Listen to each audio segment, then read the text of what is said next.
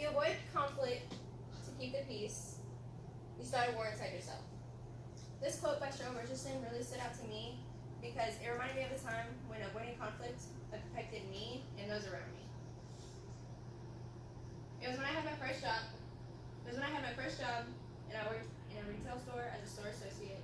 We had just had our first meeting over how our four-ways were not as sturdy as they used to be because some of the screws were coming undone, and so they couldn't hold as much merchandise. Well, we had just got a new manager about 2 days prior, and she did not attend that meeting. So when I overheard a conversation between her and a fellow associate of mine, she was demanding that she overstock, or not overstock, but fill up the four-ways as much as possible. That associate tried explaining to her that our screws were not as sturdy and that they would crumble, or not crumble, but fall. And so she just kept demanding it, so she did it. Later that day, we found out that we had a surprise visit from our superintendents.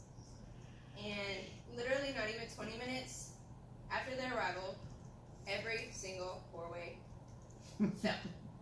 There was clothes everywhere. You couldn't walk in the hall, you couldn't walk in the aisle, you couldn't walk anywhere without stepping on a piece of clothing. So we got a very bad grade from our superintendents.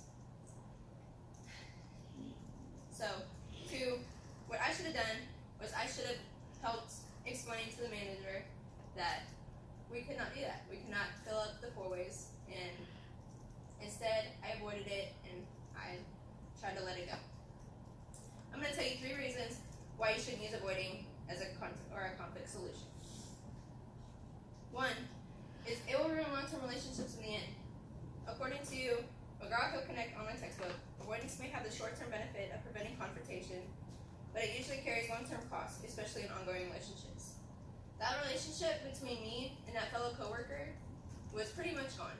She didn't trust me anymore. She didn't think that I was capable of helping her when she needed it. So we didn't become, or we weren't friends that much anymore. Another reason is it could affect how your future bosses look at you. According to Dale Eilerman's The Use and Misuse of Avoiding Style Conflict Management, September 2006, introverts who make effort to avoid conflict may be seen as passive or weak. When you're applying for a job and you have references from another job that fired you because you didn't help pick up the clothes that were scattered everywhere on the floor, that could be a sign of not a good worker, and nobody wants to hire somebody who's not a good worker. Third reason is, if you plan on becoming a leader for a company and continue to use avoiding as a solution solver, then your corporation will crumble. According to James Kerr's 6 Bad Things That Happen When Leaders Avoid Conflict, October 20th, 2014, a leader's unwillingness to address issues for fear of causing conflict can bring a business to its knees. Nobody wants a leader that doesn't know how to solve a problem.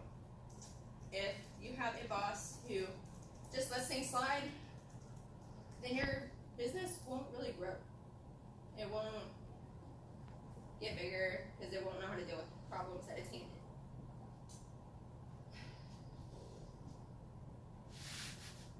What if there's no chance of winning, Shelby?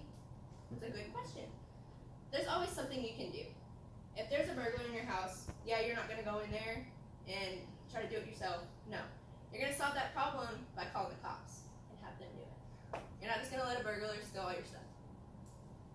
But you're still solving that problem.